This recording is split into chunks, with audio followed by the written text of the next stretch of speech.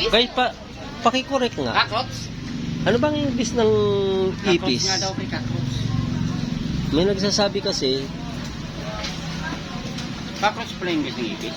cockroach daw. Para sa akin, mali yata. Hindi. Parang carrots. Carrots daw sabi.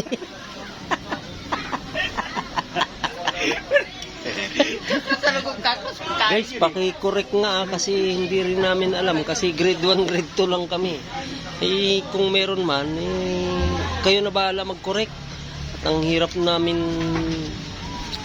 ang hirap sa spelling. Eh, grade 1 nga lang, grade 2. Cockroach. Paano Cockroach. naging cockroach yung... sa bagay, sa Bisaya, malapit. Cockroach at saka kuratsa. Kangaroo yun. Cockroach, kuratsa, magkapit.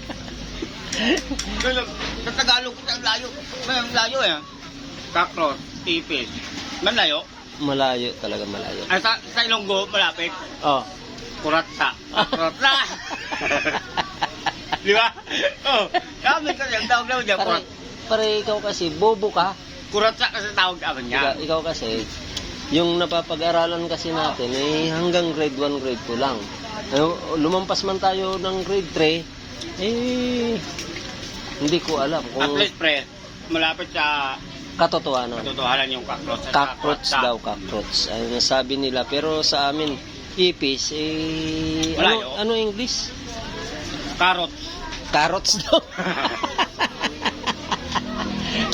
Pagkain pre yun ng ano pagkain ng rabbit. Carrots. Ba't yung cockroach pagkain ninyo? Ay, bobo ka talaga. May kain ko cockroach eh. Pasensya na po, bahala kayo mag-comment dyan kung may problema kaming dalawa o may problema sa pag-iisip kaming Sa utak dalawa. ata. Bye-bye po.